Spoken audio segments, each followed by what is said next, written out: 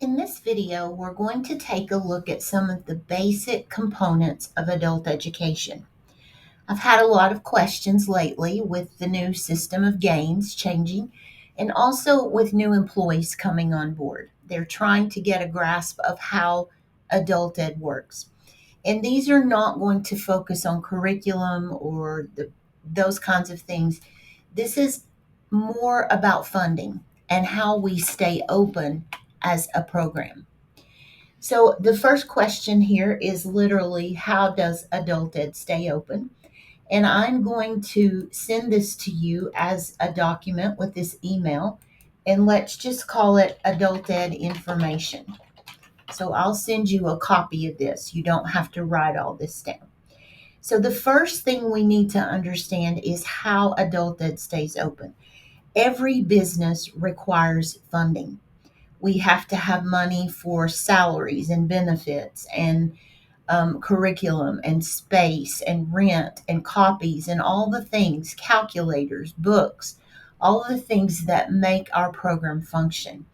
So, adult ed is primarily federally funded. Not completely, but primarily federally funded through WIOA. And WIOA is Workforce Investment and Opportunities Act. I hear a lot of staff complain, and rightly so, that we use so many acronyms. So I'm going to try to help explain those for you right here. I remember when I joined Adult Ed, I felt the same way. There are acronyms everywhere. Okay, so it's federally funded through WIOA. And the way this works, the feds determine how much money to send to Tennessee. And I don't know why the number 22 million comes to mind, but I'm going to use 20 million just as an example. So the feds determined that based on population, demographics, whatever they're basing it on, we're going to allocate $20 million to Tennessee. And this is just an arbitrary number. So the state sends that money to Nashville, to our state staff. Our state staff determines how much money goes to each program in Tennessee. We are primarily in districts, but there are some non-traditional grant holders this time, but we are District 2. So let's say that the state just arbitrarily decides to give us $2 million. So we get 10% of that federal allocation. Then we at the local level determine how to spend our 10%. Now, we have to write a grant proposal to have the grant, but this is from year to year. We determine how to spend our budgeted amount. In our district, we are very much staff heavy. We have a lot of money tied up in staff and benefits and those things. So it is especially important for us to make our targets, our goals, because to justify that much money in staff, we have to be performing, or the state staff will not be agreeable to our budget. So this is generally how money trickles down. Once the grant is allocated to us locally, we determine how much goes to each county, how much goes to each program. That is a local decision. But ultimately, the money is coming from the federal government. So naturally, the next question is, how do the feds measure success? So when the federal government looks at Tennessee, specifically at District 2 in Tennessee, specifically at TCAT Knoxville in District 2 of Tennessee, how do they determine if our program is worth funding? How do they determine if the state of Tennessee gets 20 million next year or 40 million next year or 5 million next year? The federal government measures everything on the NRS system. And NRS stands for National Reporting System. So we are compared to California and Utah and Kentucky and Florida and all the other states, Hawaii, on the National Reporting System. And this is a system in which all students coming in are placed at levels 1, 2, 3, 4, 5, or 6. So every student who comes through our doors gets placed at an NRS level. And those are called NRS levels because they're part of this system. Now, what do you know about NRS 4 in Tennessee? If a student, and this is on TABE, if a student scores level 4 or higher on TABE, that student has passed that subtest. Level 4 on TABE is a subtest gain. Because we can say, it, for example, if it's level 4 in reading, that student is level 4 in reading and is therefore a graduate in reading. Okay, ESL students do not take TABE initially. They take CASAS because CASAS has different objectives. TABE is a measure, it literally stands for Tests of Adult Basic Education. TABE is a measure of high set equivalency or high school equivalency. So that's why on TABE it's a subgain if you pass it a level 4. ESL students take a CASAS test, and I can't remember what that acronym stands for. Comprehensive Assessment of Something and Skills. I need to fill this in before I send you this document. I will look for it and fill that acronym in. That is a measure of English proficiency. It does not measure math, really not even reading comprehension at the level we need it to be. It's going to measure the rules of language, spoken language, understood language. It is a language-based test. Even though it does use reading and writing, it is not measuring it at a high set level. So the National Reporting System has a TABE scale, an AE scale, Adult Education Scale, and that is determined by TABE. It has an English as a Second Language scale. That is determined by CASAS. So those students, depending on their goals in our program, take different tests. And finally, in this video, what is the NRS system? And I have kind of already talked about this, but I want to make this point very clear. It allows the federal government to compare programs, and let me back up and be very clear, adult education programs across states. When I use lowercase adult ed, I'm referring to everything we do.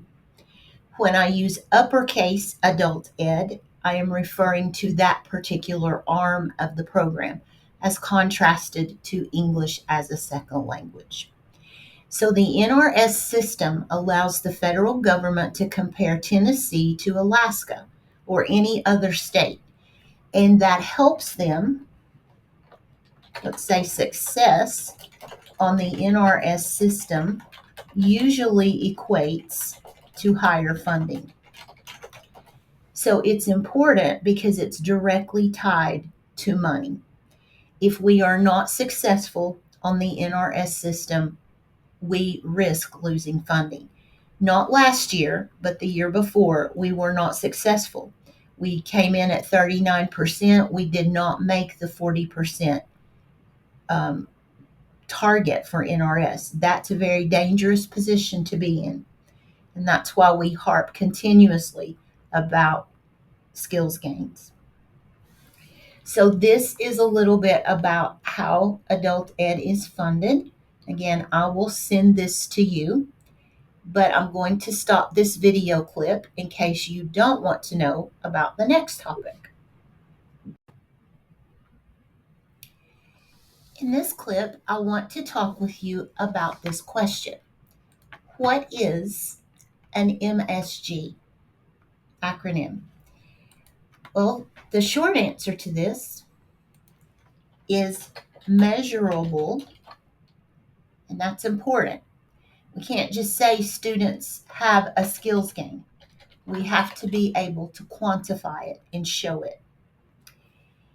It is also a sign that we are serving students' needs. If a student gets an MSG, this is a sign that we have met the student need. Whatever that student identified as a goal, we are meeting the need. It is the metric on which our state program is evaluated. It is therefore the metric on which our local program is evaluated. It was put in place by the federal government, and it allows the federal government to compare programs, and these would be state programs, for the purpose of, and this is the important piece, to allocate funds.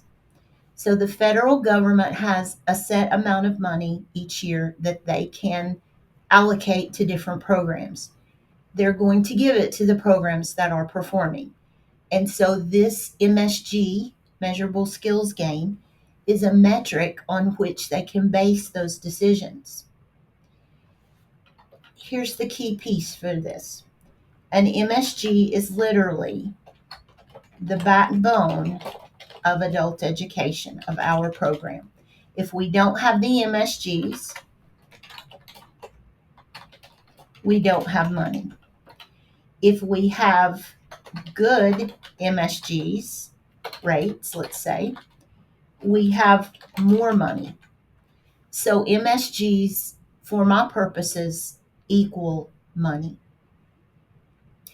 So what are the ways that a student can get a measurable skills gain? Let's say an MSG. You can get it by improving on TABE or CASAS from a pre-test to a post-test. And this is where that 40 hours criterion comes into play. So when a student has 40 hours between pre and post-test, they can get an MSG by improving, let me go ahead and say at least one NRS level. And we talked about that in the last video, what NRS means. That's one way you can get an MSG. You can get an MSG by earning a high school diploma or a high school equivalency.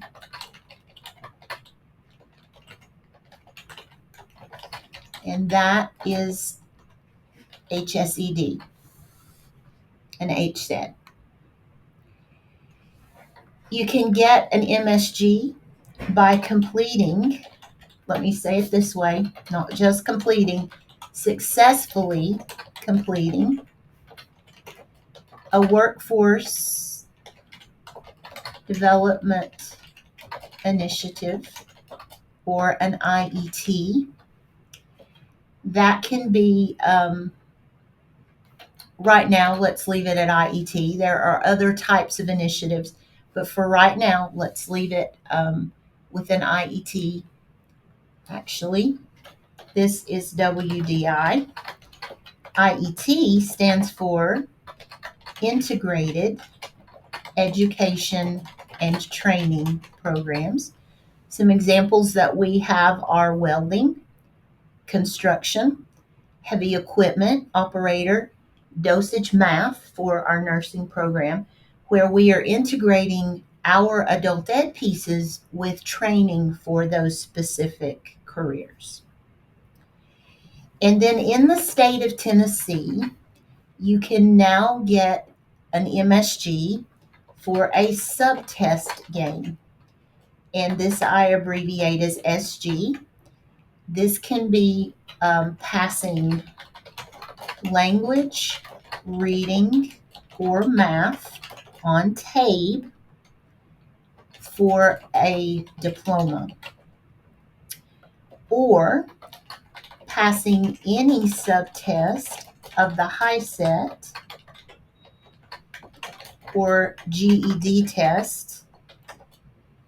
And these are the official tests, not practice tests. That will count as a subtest gain. So right now, there are 4 types of MSGs. And we're going to look at each of those types in detail in other clips. So I would watch this clip over and over until you get the gist of it. I'm going to send you this sheet. It will be called AE Information.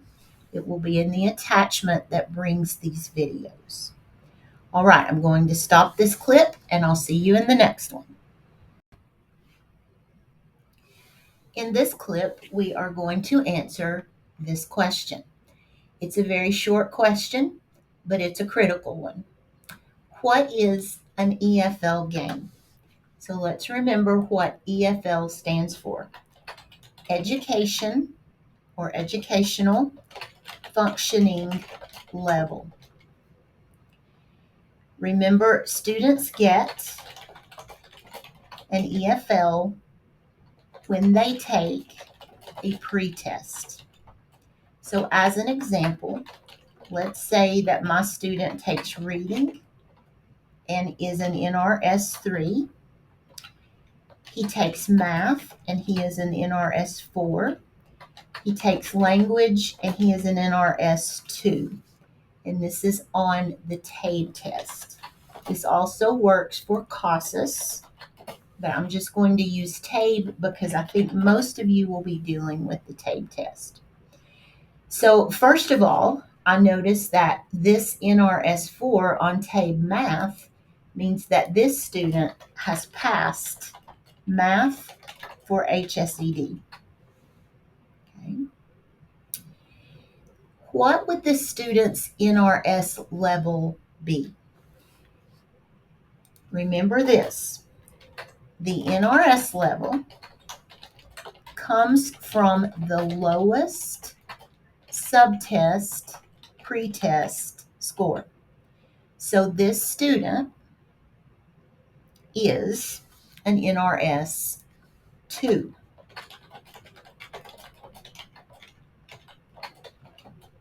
Okay, that is the student's EFL,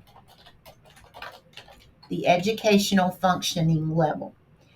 So what happens when you don't put in a pretest? Student comes to the program, takes a pretest, and it doesn't get entered. I get a note from the state saying this student is an audit finding because there is no EFL. This is so important. You must enter a pretest for a student to have an NRS level. If you don't put that into Jobs for TN, you have an audit finding, and it's a serious one. So this language score places our student, it's the lowest of the 3, So this one determines the NRS, which is the equivalent in this case of the EFL. Okay. So what happens? Let's consider a different scenario here. I'm just going to call this a case study because that's my world. A case study. A student tests, let's say pre-test, in language at NRS 2. 40 hours later, the student takes a post-test and scores NRS 3. This is called a level gain. NRS 2 to 3 is an EFL, an educational functioning level gain. So we would call that an EFL. And you put that on your dashboard as an EFL. Let's just leave it right there.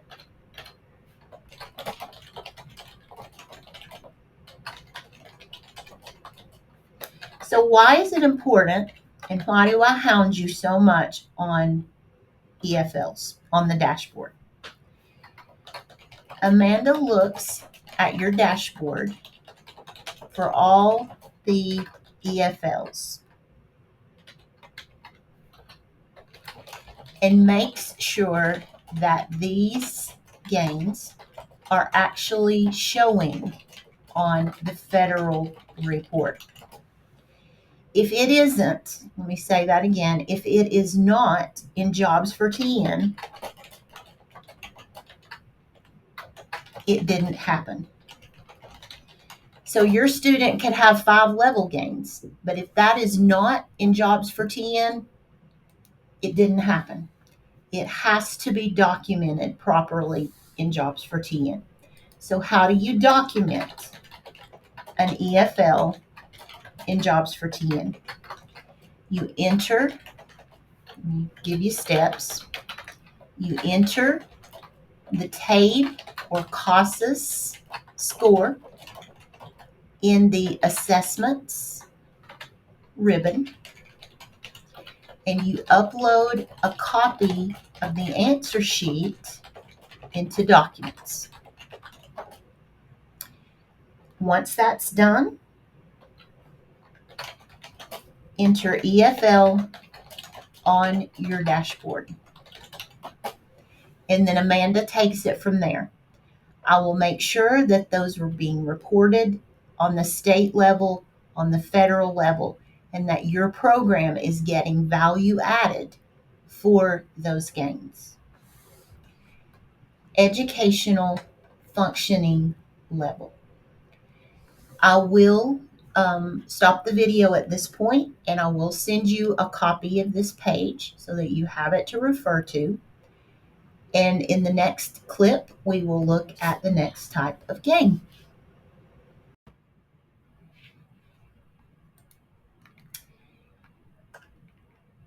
In this video clip, we are looking at these 2 questions.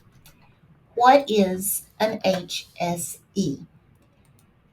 High school equivalency. I like to put diploma on there to get HSED, high school equivalency diploma.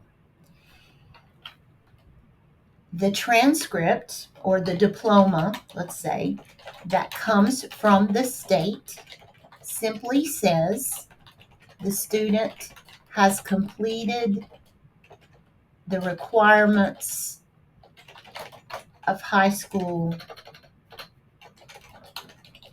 equivalency. The transcript that comes from diploma sender tells how this happened. So it will tell the pathway, it will tell the individual subtest scores, and it will tell the language, whether the test was in English or Spanish. The transcript will tell that. So if a student says, I need a diploma to show my job, my employer, that is not going to say that the student took the test in Spanish. But if the transcript is required, it will tell us all of that. So how can students get a high school equivalency diploma? This changed just very recently. You must sit for an official exam in 5 subject subtests. You must pass reading, math, writing, or language, depending on the test, science, and social studies. So students, regardless of the test, now the GED combines writing and reading, but you still have to show proficiency in these 5 areas. But there are different pathways. The TABE test, tests of adult basic education, that we give in orientation, can provide the reading, the math, and the language. To pass reading on TABE, you need a 536. To pass math, you need a 537. And to pass language, you need a 547. These are NRS 4 scores. Okay? So that's one way that you can get 3 of your tests done. You do not have an essay on TABE, but you also do not have science or social studies. So if you pass the 3 TABEs, you still have to get science and social studies somewhere. You can pass the subjects on HiSET. You can pass it on GED. GED has 4 subtests. Reading and writing are combined. HiSET is all multiple choice. It does have an essay, and you do have a calculator on all math. TABE does not have calculator on all math.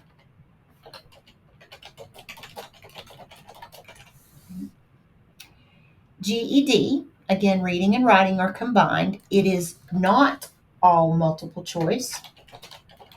There are some fill in the blanks, matching, whatever. I'm not sure about the calculator. There is an essay. I believe the calculator is offered, but I am not sure about that. So I'm sorry. I don't know. I can look that up before I send this to you. Let me highlight this so that I will know to look that up. Okay, you can also pass a test called Work Keys. We do not do Work Keys here, but you could have a student coming in with Work Keys. So be aware that that is an option. And then there is a CASAS Goals test that is approved for diploma. Again, we do not offer that test, but you could have a student coming from another state bringing those scores along. So back to the TABE. Let me just do this. You can use calculator on part. On the TABE, and what was I going to tell you about the TABE? I came up here to do a thing and I forgot it. Oh, the TABE has to be dated April the 3rd, 2024 or later. So scores before April 3, 2024 do not count. All right, so those are the pathways. You can use Any combination of tests are fine, but there must be proficiency in each of the 5 subjects.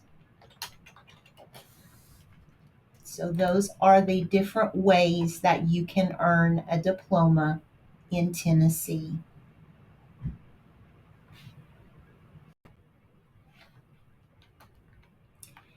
In this clip, we are looking at this question.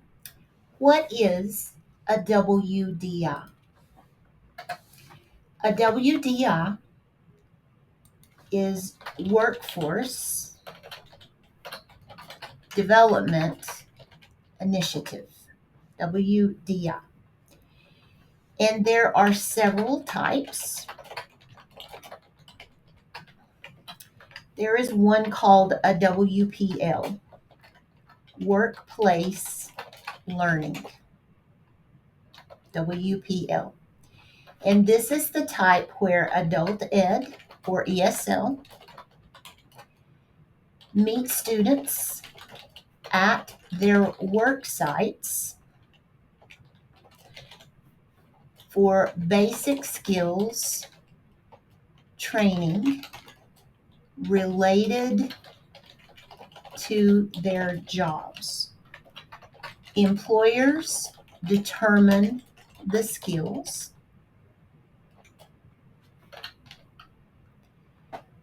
Some examples of these would be ESL, on-site classes.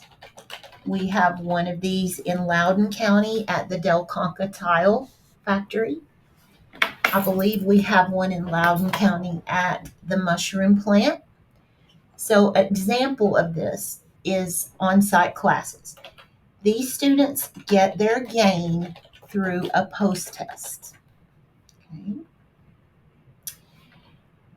Or an employer defined test.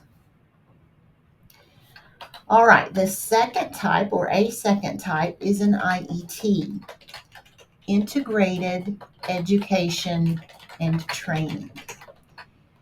This is the type of WDI where adult ed provides basic skills instruction alongside a partner who provides,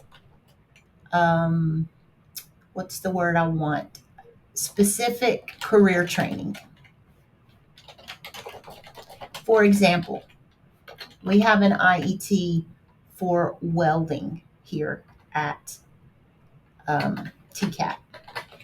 So the students who want to do welding get their welding training in the welding lab here at TCAT, but they get their math, reading, and language training from adult ed.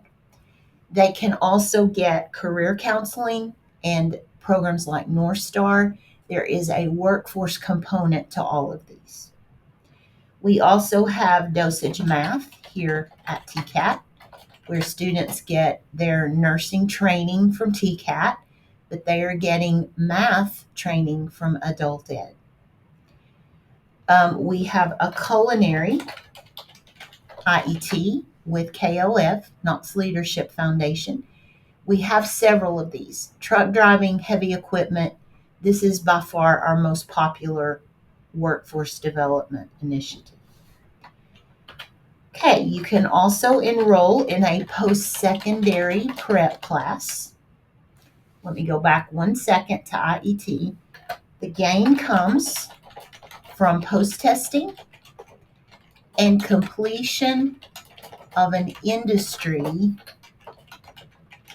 certification. So for welding, you have to pass the welder's exam or a welder's exam to get a successful completion in the IET. Post-secondary prep. This is a program in which adult ed offers instruction to prepare students to be successful in a post-secondary program. I think of this one sort of like the developmental courses that some community colleges offer, but we don't charge for hours. And a very good example of this is our HESI Prep class for potential nursing students. So students who want to enroll in TCAT's nursing programs can come to us or come to Sharon for HESI Prep, and she gets them ready to pass the HESI exam. So the gain comes when students are accepted into their post-secondary program. Or we can always do a post-test if we meet the requirements for time on TABE. And we can count both of these. So if we can get a post-test and that acceptance, that's 2 measurable skill gains that we can count. There is another type. This is called a pre-apprenticeship program, where adult ed prepares students for placement in an apprentice program. A good example of this is our CVS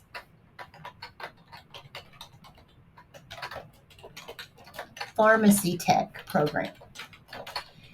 So students who want to be pharmacy technicians can complete this pre-apprenticeship program with us, and that prepares them to go into the pharmacy technician program. It does not make them pharmacy technicians. It prepares them for that apprenticeship. And a lot of apprentice programs do on-the-job training while you work. They're paying you for your hours, but you are learning the career. And I think that may be all apprentice programs, but I'm not positive on that. The gain on this one comes from completing the certification and from post-testing. Again, we want to test everybody when we can, get every single gain that we can.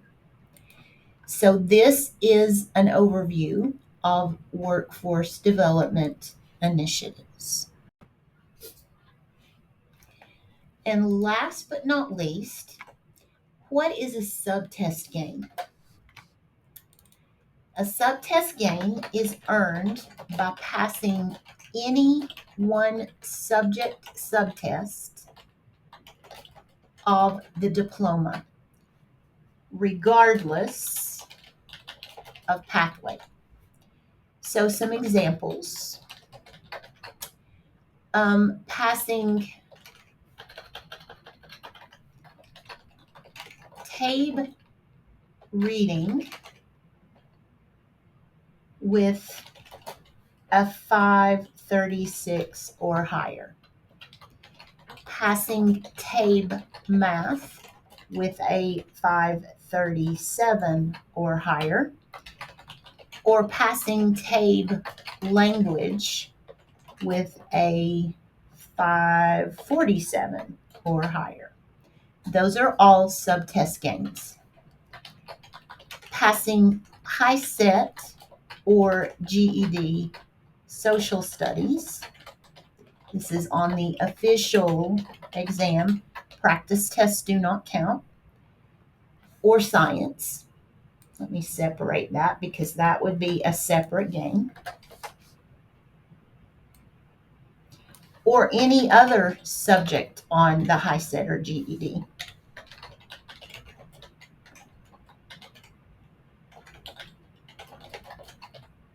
Official, HiSET, or GED. Each of those are a subtest gain. These must be reported as an MSG in Jobs for TN in the measurable, I do it every time, skills gain ribbon. I can never remember if there's an E there or not. Words are not my thing. And remember that the federal government would count it as one. The state government or state program will count one per year. But remember, Amanda counts as many as you can get. So if you have subtest gains, if you pass all 5 subtests, we are going to count that 5 times.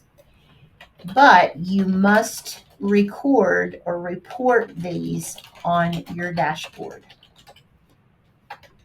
Jobs will not show me these right now. They are assuring me that it will be fixed, but I need to know that. I need to see it in front of me. Okay. The next video will go over all of these components together so that you can sort of sort them out individually with these clips and then put them all together to see how they can apply to a case study. So I would encourage you to understand all of these little clips before you click on that last video. And as always, I am here to help you if you need me.